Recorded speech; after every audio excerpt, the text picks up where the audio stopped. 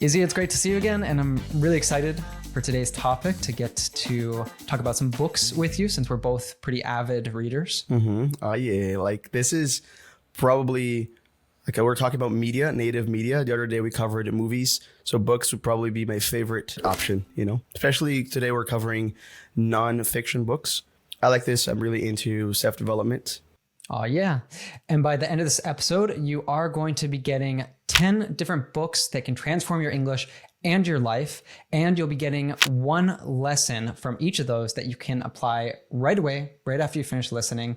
And finally, we'll be letting you in on how to survive a bee attack. But before we get into any of that, I want to let you know that if you are new here, every single week we make fun lessons like this that help you to become a confident, natural English speaker. So be sure to hit that subscribe button and the bell down below to not miss a single new episode. Or if you're listening to us on Apple, Spotify, or anywhere else that you listen to podcasts, be sure to follow us. All right, Izzy, what is your first book? All right, my first book is Atomic Habits. Now, lots of people talk about habit formation. And in this book, this is exactly what you get to learn about. It teaches you an easy and proven way to build good habits and break bad ones. So one great lesson that I learned from it was that my habits, they build my identity, my sense of identity, you know, who I think I am. And then my identity, it influences back my habits. So you have this cycle. And what's really surprising that the book shows is that if you focus on building your identity first, that's going to be more productive for you. It's going to be more effective for building habits. Most people just focus on the activities. You know, one example I can give related to English learning is most learners, they'll try and spend, say, 1 hour learning English, but they'll only do that sometimes. But that's not super helpful. That's not really going to help you develop a habit, because you'd be better off spending 5 minutes every day. As long as it's every day, you're better off building that identity, because you're going to be thinking like, I really am the type of person who learns English every day, you know? So it's all about taking action, not spending time initially in this initial phase of building habits. Yeah, that was one of my favorite takeaways from that book as well, from Atomic Habits. For me, it was really transformational in the sense that when I was coming up, I didn't exercise a lot. I used to prefer like playing video games or watching TV, things like this. I didn't have very good, healthy, active habits. And just like the last couple of years, and this book was really helpful as part of this, I've been trying to become someone who's more active and applying Atomic Habits, applying this whole thing about identity. I started thinking more about, okay, you know, what do people who are active do? And so I started going to the gym. Of course, it's like been something I've been working on the last couple of years, but then this year, especially, what's been really helpful was getting into more activities. So doing things that are fun, but are also active. So I've rock climbing. This summer I got into rowing, and I'm planning to try also some other sports. So rather than, you know, just trying to have things that I do to be in shape, like going to the gym, it's actually having a more active lifestyle where that's something that I do socially. That's something I do for fun. Yeah, I think what you're saying now and what we're discussing here is really well captured in a quote from a book that says, every action you take is a vote for the type of person you wish to become. So you start to convince yourself that you're that kind of person. And it also happened with me. I started investing, I started saving money a year ago, also influenced by this book, because I realized, you know what? It doesn't matter how much I save. It matters that I just save a certain amount. I have a goal of saving X, but if I don't hit that, if I don't get to save that amount of money, that's okay, you know, because I just want to create the habit, and it worked. So every month now I am doing that. Well, it's perfect that you bring that up, Izzy, because it streamlines right into the next book that I brought, which is called I Will Teach You to Be Rich by Ramit Sethi. And this is one that's super applicable for all of us, because all of us need to learn how to spend our money, how to budget it, how to save, how to invest, and so on. And I read this a few years ago, because it's not really something, at least in the United States, that we're taught in school, how to do all these things. And I especially like his approach, because I read other books on finances, and oftentimes it's about like really cutting away things that aren't considered essential to your life, and like only spending your money on those things that are absolutely necessary. But he talks a lot about like, no, don't sacrifice those things that you love. So for example, if you really have a happy moment every day, going down to the Starbucks and having your, I don't know, your caramel macchiato, venti, whatever special drink that costs an absurd amount of money, it's like, do that. That's your happy moment. Whereas a lot of other financial people would say like, oh no, Starbucks is way too expensive. Just make your coffee at home. So it's this whole thing about reflecting on your values and trying to spend your money on your values. On the other side of that too, you could apply it to, say you're watching too much TV and that's not really something that you actually value. Maybe you cut out your cable bill so that you have more money for the things that really bring you happiness, like maybe your morning coffee at Starbucks. So for me, it was really nice to actually create a budget that took into consideration, having space for my whims. And just the book in general, I highly recommend it to anyone that needs a philosophy for this. It was really helpful for me to, like you said, to automate my savings and my investment every month. It becomes so much easier when we turn things into a habit, right? Instead of trying to figure it out every month, every week.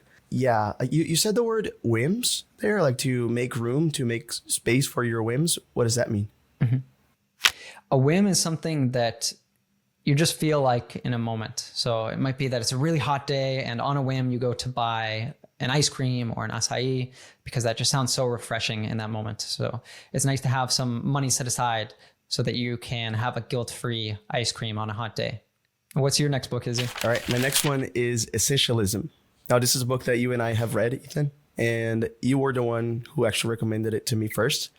Now, one thing that this book taught me and that you taught me too is not to use the words, I don't have time. Like, I don't have time to do this. I don't have time to do that. Basically, because that implies that somebody is taking away your options, your time, and that's making you feel like helpless, that you can't do anything about it. Now, the problem with that is exactly that, because like you don't have to give away your freedom to choose, right? If you say, I don't have time, you're basically doing that. And instead of saying that, you can say it's not a priority, because that shows that you're deciding to not make that a priority. And that's okay too. But sometimes it conflicts, it creates this conflict with our own values of what we actually want in life. So for example, parents, they often say, I don't have time to play with my kids, for example. But if instead of saying that, they say, it's not a priority for me to play with my kids, then suddenly you start to think about that. It's like, but it is a priority. So what should I do about it? So we do have time. It's just about prioritization at the end of the day, right? Yeah, the book was really impactful, and especially what you're talking about, because it forces you to take responsibility for your time. A lot of us just like to have this excuse of I don't have time, as if it were something that's completely out of our control. But instead you start to, kind of like we're talking about too with I Will Teach You to Get Rich, that it has you reflect on your values and kind of come from a value-centered place of how do I want to spend my time, and be more proactive about that so that you can figure out, okay, I need to have more time to play with my kids, or I need to have more time to play the guitar. Maybe you have that hobby that is really important to you. And so you actually design a life. You become the architect for the type of life that you want to be leading, right? Love that idea, right? Of like, don't be the victim of your life, of the circumstances. Design it. You do have the option, right? I think we need to give a thank you to our Learner of the Week. All right, so this message comes from Ankita, and they left a 5-star review on Google Play. And here's their message about the RealLife app. So this is the best app ever. I want to say that this app changed my mind because I thought I could never learn English, but I was wrong. My English has improved. I want to say a big thanks for all members. Nothing is impossible in this world. If you can think it, you can do it. Oh yeah, that's so amazing. And if you are not yet learning with the RealLife English app, that is by far the best way to take advantage of these lessons with our vocabulary flashcards. You can follow around along with the interactive transcript so you don't miss a single word if you have trouble understanding us at all, and so much more. So definitely go check it out, meet the vibrant community there, and we look forward to being your coaches on your English learning journey. So Ethan, what is that next book of yours? So my next book comes from relationship psychologist 𝗥𝗲𝗹𝗟𝗶𝗀𝗵 hendricks, and it's called Getting the Love You Want.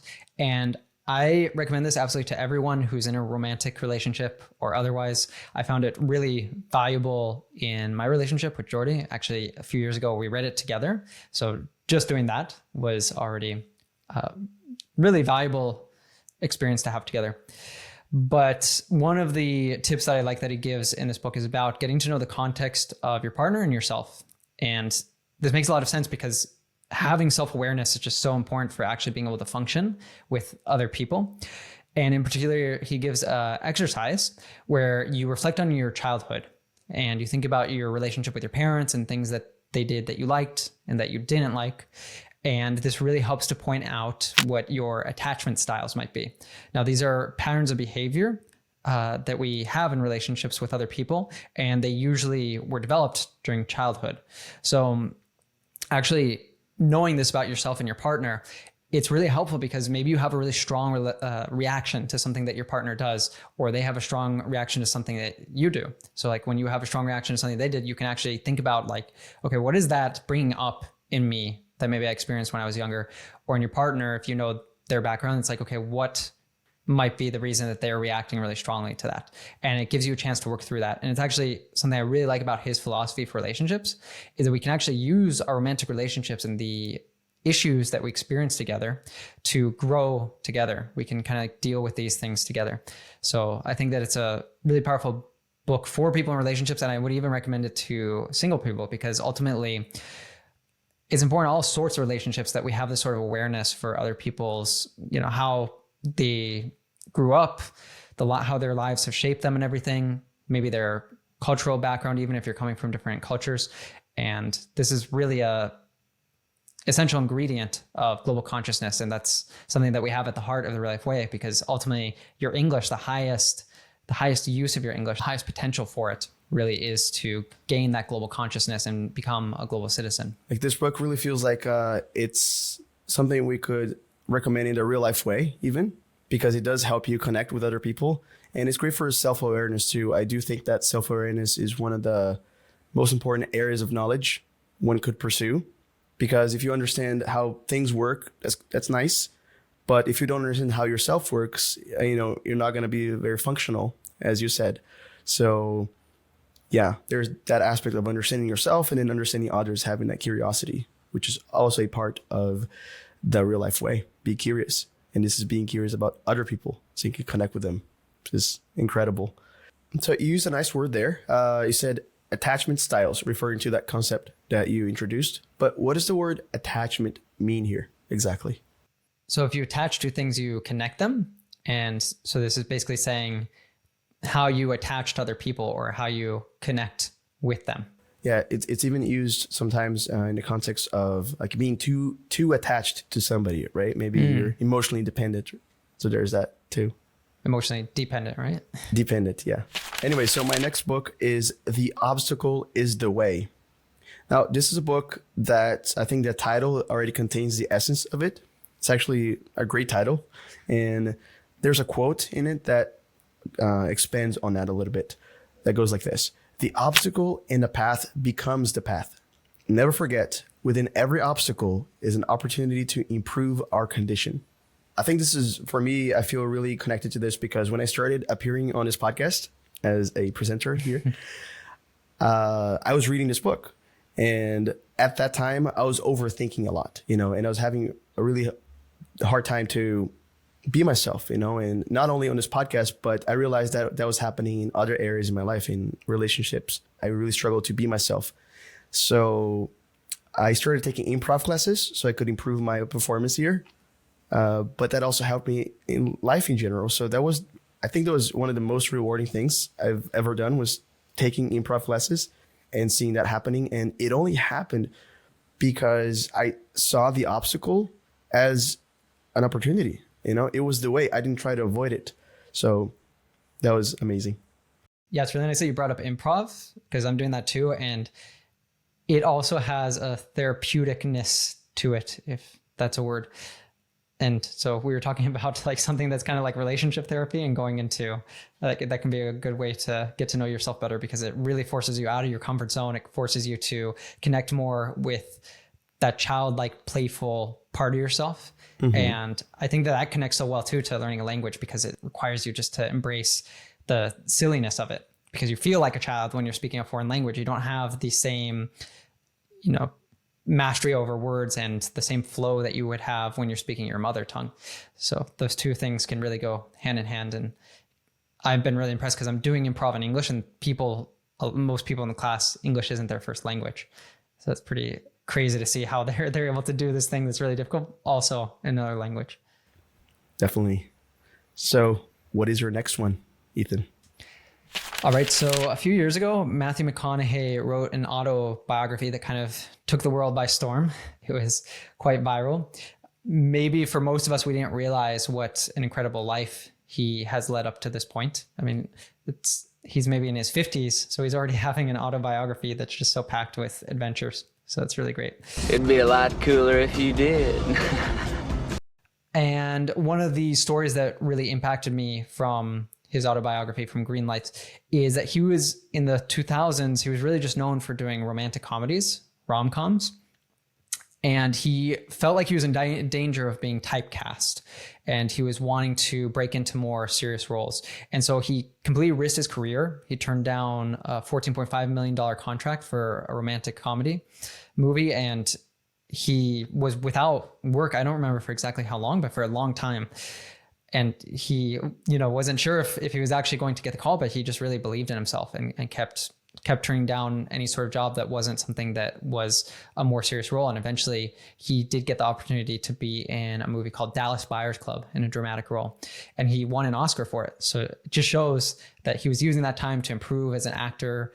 And he had this unwavering faith that he would prevail, which reminds me directly of something called the Stockdale paradox that I read about in another book. So the Stockdale paradox, it comes from a man named Admiral James Stockdale, who was taken prisoner during the Vietnam War, and he was tortured. He went through some of the worst experiences a human can have.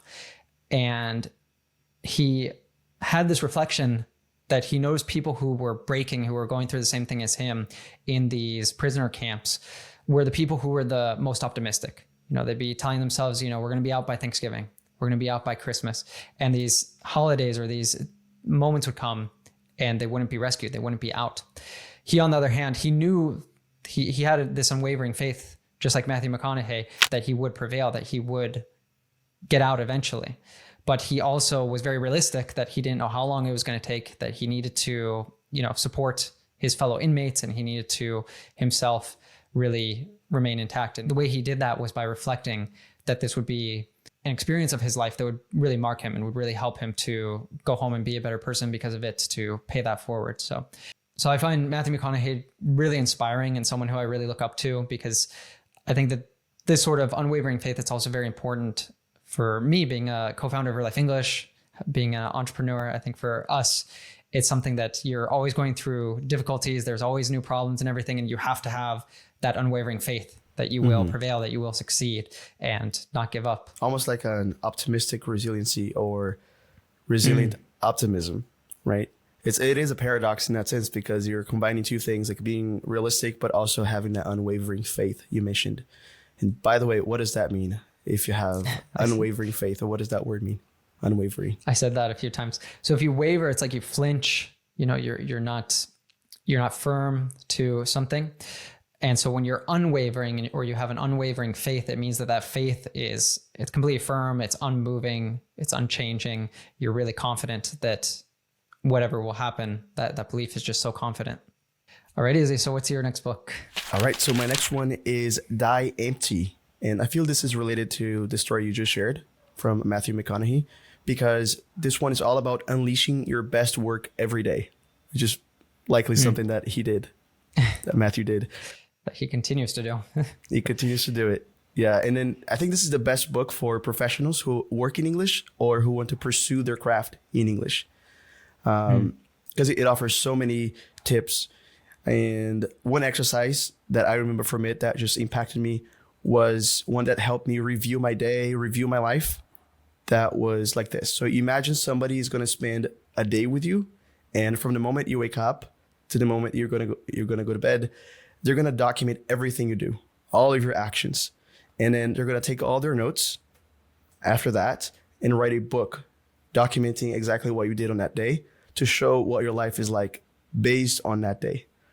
So doing this helped me identify some things that I was not happy doing, but I didn't know about it. Like I hadn't really realized like these are bad habits. Like I don't want to be doing this. Like for how long is it going to take until I stop doing these, doing these things? So it's great exercise and great book for professionals. That one really impacted me too. It made me uncomfortable even just to think about that, because like you said, there's bad habits. I think it makes you just focus more, not give into distractions and so on, because it's kind of like you have this ideal self on your shoulders if someone were looking over and filming what you're doing. And so you can definitely use that just to be like, I don't know, like, let me get back on track. Let me get back to focus. Or maybe you're working on something that you're just like, this is meaningless. So like, let me shift gears and see what I can be working on that's more impactful. Yeah. I noticed how many tabs I had open with stuff like YouTube clips, even stuff that could be productive to watch, but like, it's not the thing I want to do, But what's your next book, Ethan? Yeah, my next book actually goes perfectly with this concept of die empty, because I'm sure it's someone who was a great model of dying empty, which by the way, I don't know if you explained why it's called Die Empty. It sounds a bit morbid, but it's actually about that you're spending yourself, you're like spending yourself creatively by kind of like that exercise reflects, right? That you're focusing, you're doing your work focused, you're working with purpose and passion to, bring value into the world. Empty like a car that uses its fuel, right? So you want to use all of your fuel, all of your creative fuel. Make sure you don't have anything left when you're done. So this next person definitely did that. This is about Leonardo da Vinci. So it's a biography written by Walter Isaacson, who's a very famous biographer. I believe that's the name of someone who writes biographies. And this book is for anyone who wants to unleash their creativity. So it probably would go really nice actually hand in hand with Die Empty. Da Vinci was a polymath. Most of us know him as an artist. He did many very impressive art pieces that to this day, like Mona Lisa, probably if anyone thinks of a painting, that's the first one that pops into their head, right? But he was also super skilled, most people don't know, in anatomy and engineering and architecture, in music, and so many more fields, because he just had this crazy level of curiosity about things. And he, very lucky for us, because he lived in like the 1500s, he very meticulously kept a journal. And one of the things that Isaacson takes note of is that in one of his journals, I found this really interesting. He wrote down, describe the tongue of the woodpecker being a bird. So he had all sorts of reminders for himself like this in his journals that it's like you could just see he was continuously looking at the world. And so it just really inspired me to be a little bit more observant and to spark my curiosity more often. Yeah, I think creativity has a lot to do with being curious. And it's interesting for professionals, for people who need to be creative, like us here, that we also be curious. Like if we're not curious, if we don't even steal like an artist, that's actually another book that has that title, Steal Like an Artist, which is basically just consume things from other people, from other creators, from other artists, because that's going to inspire you and then you're going to be more creative.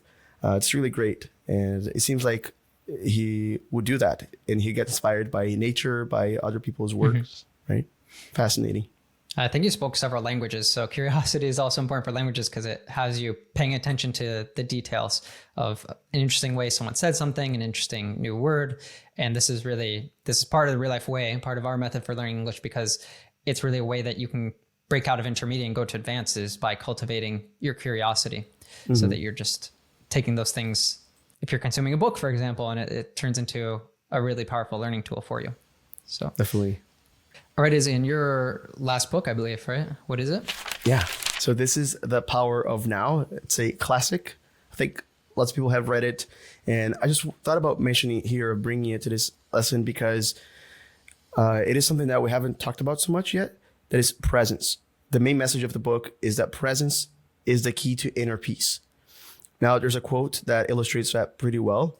and makes it more actionable for you to find that inner peace that goes like this. Wherever you are, be there totally. If you find it you're here and now intolerable and it makes you unhappy, you have 3 options. Remove yourself from the situation, change it, or accept it totally. So I think this is really actionable. You know, it makes presence and even patience something that you can attain more easily, because you just need to realize, like, what is my option here that I have? And then you can become suddenly more patient.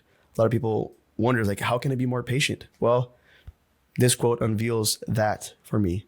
And this also reminds me of the Serenity Prayer. Ever heard about that one? Yeah, I do. It's a really nice message. So it's grant me the serenity to accept the things I cannot change, courage to change the things I can, and wisdom to know the difference. Nice. That's inner peace, at least for me. Most definitely. It reminds me too, I don't know if you've heard before, very short quote. Maybe it's from 𝗥𝗲𝗹𝗟𝗶𝗳𝗏, who wrote this book, but it might be from someone else. It's just be here now.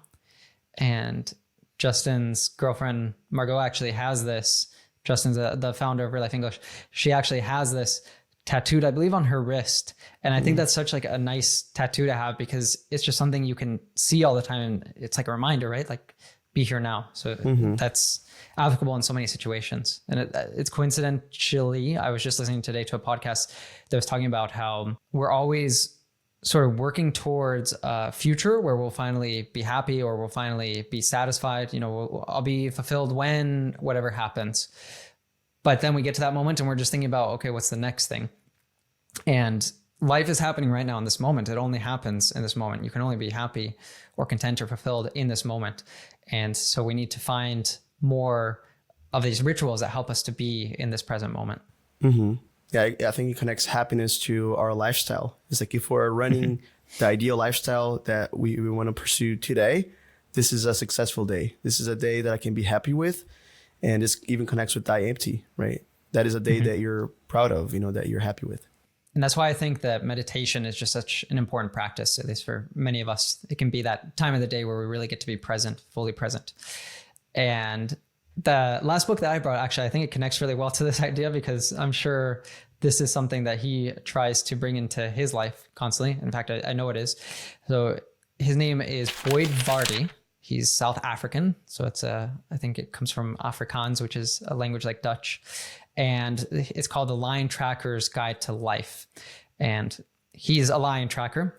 And I heard about him first on a Tim Ferriss interview, which was one of the best podcasts I probably ever listened to. He's just such an incredible storyteller. What's a lion tracker, by the way? Someone who tracks lions, or lion tracker, is someone who basically follows signs to find that animal. So he doesn't just track lions, but that's one of the animals that people most want to see when they visit South Africa. But it's something that requires so much attunement to nature, to knowing how different animals move and behave, and being attuned with the earth and like the marks they make and so on. Anyway, so you're saying that he went on Tim Ferriss, the Tim Ferriss podcast? Yeah. And then I thought of this book again because recently I listened to another interview on Tim Ferriss with Martha Beck, who's a mutual friend of Boyd Vardy. This was also amazing, just both of them talking about him. So he's quite the character. But anyways, in this book, he kind of makes this analogy between this practice of tracking animals, which is something that people from all over the world go to his reserve there in South Africa to learn how to do this, to track animals with them. And he does an analogy between that and self-awareness. So it's one of my favorite books I read last year because I think it kind of gets you in this mood of being out in nature, of being out in a very peaceful place and doing something that's very meditative, like tracking these animals. And one of my favorite, so I'd say that this book is a very easy read. It's pretty short. It's written sort of in this story of tracking the animal, and you're getting different gems of wisdom throughout. And one of my favorite quotes, I'd say like it's one of my favorite quotes ever, came from this book. And he says, track what makes you feel good and bring more of that into your life. Notice what makes you feel lousy and do less of it. Very simple wisdom, much easier said than done. So for me, it's kind of become like a mantra that I try to remind myself of a lot. It's really fascinating. And I listened to that podcast you mentioned too, and it was just so entertaining. Like, this guy is not only funny, but I think his stories are so immersive. and he starts, he's a great storyteller too. So he starts telling his stories, and you suddenly you find yourself there. You know, you can picture the savannah and the whole like safari experience there that he creates. I think it's part of his business too, right? So people should definitely check that out. Check out that full interview. We can link it in the show notes in the description. And we have a special treat for you. So we have a new segment called Story Time.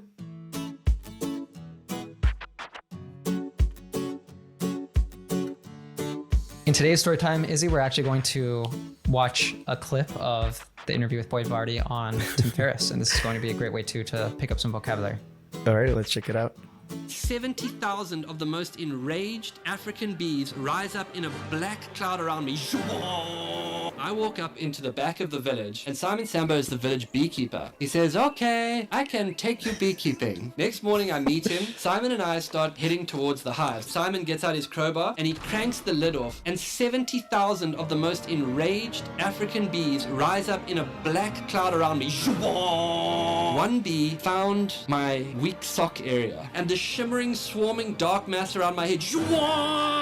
It stopped for a second, and then as one, the bees went to my ankles. And then he runs back and he starts beating me with the branch. They're still all around me. I said, "Simon, it's not working, it's not working." He says, "Okay, I will get the smoker going." And this thought ran to my head, like, a little late for that. And the first blast went right through the visor of the beekeeping suit and kind of into my mouth. I said, "Simon, they're still singing me, they're still singing me." He says, "Oh, okay, run for your life." Love how he does like the voices, the sound effects. He's just such an amazing storyteller. Yeah. And there's like 5 of these stories or something in that episode. And most of them are hilarious, like this one. All right. He uses some really interesting words there to really paint the picture better. What did you catch there? Just being curious about what we heard. What were you able to catch? There you go. Practicing what we play, practicing what we learned today. So he uses an interesting construct there. He says heading towards the hive, and hive is very specific. It's like where bees live. But what does it mean when you're heading somewhere? You're going there. So you're walking or moving towards that location. It's a very colloquial way to say that. So that's a great word for people to use. He says the bees, it's a certain type of bee that I think are pretty famous. Like the killer African bees are the most dangerous bee in the world, if I'm not mistaken. And he says 70,000 enraged African killer bees. What does it mean if something or someone is enraged? Yeah, enraged. That's more visual, I'd say, than the synonym angry. Right? You can say angry, but enraged. There's some nice word formation there, by the way. If you don't know what that means, you could just stop and think, okay, maybe you know the word rage. So enraged, maybe that's just going to be like inflicted with rage, right? So enraged, angry. Yeah, but it's one of those ones. It's like a stronger synonym, right? Than just angry, like you said. He's describing the swarm of bees. So he said shimmering, swarming, dark mass. And there's a lot of different words. This sounds really nice, right? So shimmering, I think of too like a school of fish. So something that's kind of like moving and the light's bouncing off of it. So it kind of creates like a mirror-like effect. And then I said the word swarm. What's a swarm of something, or what does it mean if something is swarming? You also said a school of fish. It's, by the way, that's like the collective, right, of fish.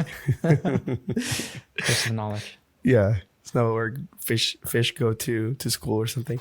Anyway, so swarm, that's a verb, and it's usually collocated with bugs or insects that they come together and they form a mass, and there's like a chaotic, and they're just like all over a certain area. And he said a dark mass. People already know dark, but what's a mass of something? A mass. Well, when collocated that way, it refers to a certain volume or an amount of something that's all together, forming a mass of something. So it's like a dark mass. Like usually, like you can see it. It's like almost like it's dense, right? It feels dense. Yeah. So I think that Boyd Vardy is a really great person, even though he has a quite strong accent, but he's great to learn English with because he uses this really visual imagery in his stories. And I wanted to I noticed some connected speech, so really good for you guys to practice your pronunciation. Oh, yeah. So he said, and just this thought ran into my head. So he's saying when the guy is like saying he's going to get the smoker, which is something that they use to put the bees to sleep. And he says like, it's a little late for that. But this phrase and just this thought ran into my head. So we have some, with and, we often drop the D. So it can become and or just n. So that's one thing he did here. And then when we have just, it ends with a T and it's followed by the TH of this. So when we have a T ending a word and followed by a T or TH or a D, usually we'll drop that first T. So instead of saying just this, it's a lot easier just to say just this. Or like I just said, just to say. So you don't need to say both T's. And then thought, he has a glottal T there. So it's not thought, but thought. And then finally, into, there's a schwa sound there in the second syllable, so it becomes inta. So he says, and just this thought ran into my head. So maybe we can watch that again and listen. And this thought ran to my head like, this thought ran to my head like. All right, Izzy, it's been a blast getting to talk about books with you. And if you guys want another lesson, maybe on some fiction books, or you want us to share more of our favorite books, please let us know down in the comments below. You could also share a favorite book that you've read in English, so other learners can also, from our community, can check that out and discover new books. And the books we covered today, just to remind you guys, were Atomic Habits, I Will Teach You to Be Rich, Essentialism, The Obstacle is the Way, Green Lights, Getting the Love You Want, Die Empty, Leonardo da Vinci, The Power of Now, and The Lion Tracker's Guide to Life. That is a mouthful. And a free way to support this podcast, one way is actually by using the links down in the description below to check out these books and to buy them if you decide to, because that will actually go to supporting the podcast. Another really easy free way you can support us is if you're on YouTube, hit the subscribe button and the bell down below so you don't miss a single new lesson and join our community of almost 1 million learners around the world. You can follow us on Spotify, Apple Podcasts, or any other podcast platform. And of course, you can download the RealLife English app and consume it there, which is, we believe, is the best possible way that you can learn English with these lessons, because you get vocabulary, you can follow along with a transcript, you can speak English with people anytime, anywhere. So remember that no matter what divides us, that which unites us, like great literature, great books, is far greater. 1, 2, 3. Oh yeah. So let me ask you an honest question. Do you see yourself making real progress towards real life fluency in English? I'm talking about speaking with confidence without translating in your head. Are you getting there? Well, if you're watching or listening to this lesson, I'm sure that is because you have succeeded in going from a basic level to intermediate, but how long have you been at intermediate? And are you sure that you know what to do to get to an advanced level? So in today's lesson, we're gonna tell you exactly what are the things that you need to stop doing that are wasting your time, and we'll teach you the method that actually works and that'll help you level up your English to advanced real life fluency in English.